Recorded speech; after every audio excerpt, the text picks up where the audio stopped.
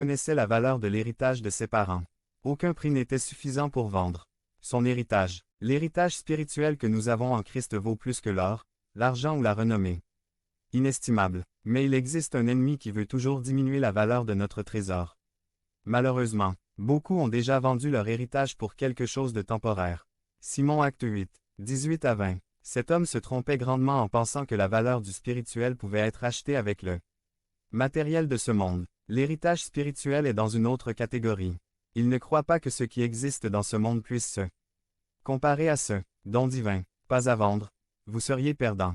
Devenez membre de la chaîne et AIDEZNOUS à propager la parole de Dieu dans le monde entier. Samedi mars 16 2024. Parlez à Dieu en 5 minutes. Description de la vidéo.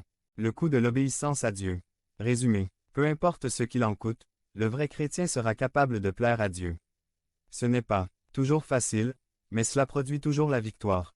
Par Craig Bennett. Le coût de l'obéissance à Dieu. 4, 19. Mais Pierre et Jean répondirent et leur dirent: Jugez vous-même s'il est juste devant Dieu de vous obéir plutôt qu'à Dieu. Acte 5, 29. Mais Pierre et les apôtres répondirent et dirent: Nous devons obéir à Dieu plutôt qu'aux hommes. 2 à Tim 3, 12. Et aussi tous ceux qui veulent vivre pieusement en Jésus-Christ seront persécutés. Beaucoup souhaitent un christianisme facile. Ils veulent la bénédiction, mais ils ne veulent pas le conflit ou le sacrifice requis par Dieu. Romains 12, 2. Je vous exhorte donc, frères, par les compassions de Dieu, à offrir vos corps comme un sacrifice vivant, saint, agréable à Dieu, ce qui sera de votre part un culte raisonnable. Il y a toujours une confession positive, de la prospérité et une vie sans problème. Ce que ça coûte a un prix.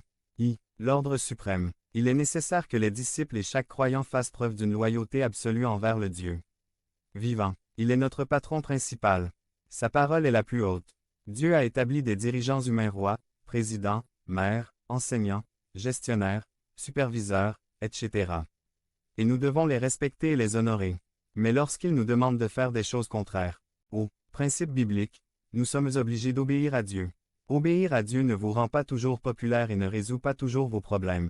Mais cela vous donne l'assurance que votre vie plaît à Dieu. C'est notre devoir. Le but de la vie chrétienne est d'exalter Christ et non de réussir sa vie dans la chair. 2. Accomplir le plan de Dieu en marchant docilement vers Dieu. Nous avons la satisfaction de réaliser et de ne pas entraver le plan et la volonté de Dieu. Devenez membre de la chaîne et AIDEZNOUS à propager la parole de Dieu dans le monde entier. Samedi 16 mars 2024. Si vous croyez en la puissance de Dieu, commentez 11. Dieu connaît vos problèmes et vos besoins à l'avance. Si cela est conforme à